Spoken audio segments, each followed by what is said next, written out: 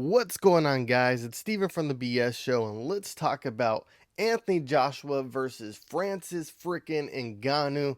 Oh my god, I am driving the Francis Ngannou hype train right now because I am never doubting this guy again. This is someone who's just overcome adversity his whole life, growing up in Cameroon, digging the sand mines when it would rain because the adults wouldn't want to do it because it's gross and swampy, and it made the sand that much more heavy because there's all that water weight. Francis Ngannou would go out there so he can make money for his family, and no matter what is in this guy's way, he is the leader of his own life. He has blazed his own path better than 99.9% of people I know in this world, and I am just such a fan of his story and how he got into France and how he learned boxing first, and now he's coming full circle and fighting two of the best heavyweights in boxing back to back right now.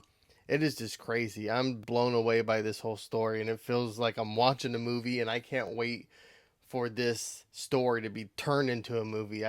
Yeah, it would be insane if Francis Ngannou could somehow knock out Anthony Joshua, but I'm a realist. I'm a realist. You know what I mean? I'm drinking the sauce a little heavy right now. I can't help it. It's hard to doubt Francis Ngannou when he's just betting on himself 100% of the time, and 100% of the time he's coming out on top. After a while, you got to be like, the odds are always in his favor somehow. Like, it's almost reminds me of the story of Achilles, where he was dipped into the river of the gods, and he like got god powers besides his Achilles, right?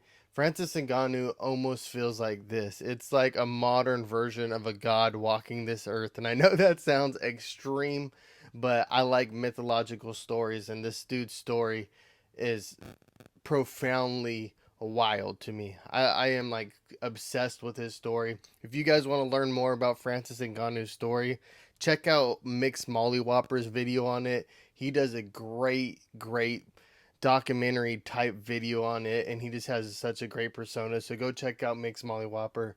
You guys will fall in love if you don't know Francis Ngannou's story.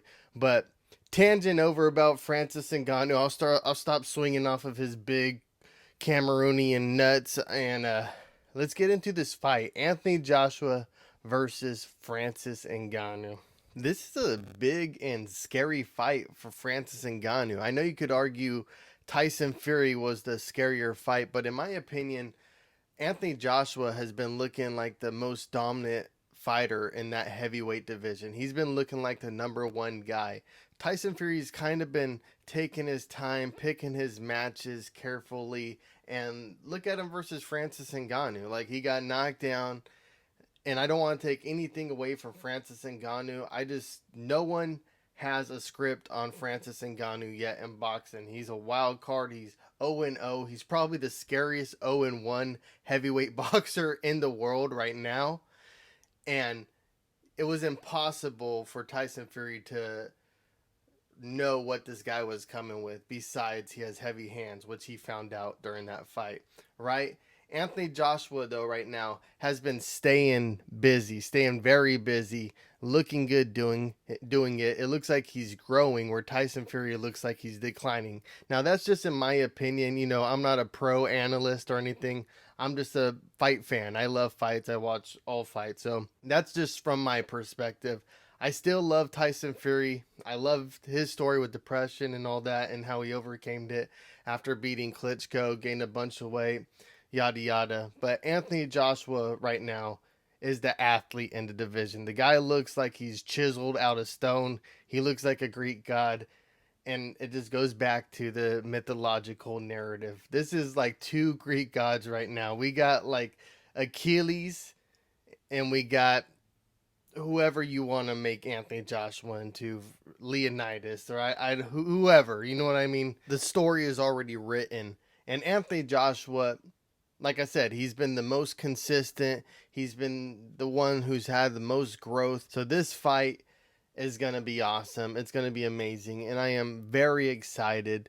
If you want my personal opinion on who I think is going to win, if I'm going with my realist side, probably Anthony Joshua, only because Ngannou's had a fight. The expectations are set. We know he's the real deal. Even though he's coming in 0-1, he's scary, he has power, and now there's footage on what he's working with right now.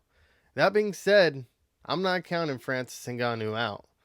That's where my fantasy's going. This guy has proven that he will beat all odds. Some way, somehow, even if you can't envision it in your mind, he can make it happen.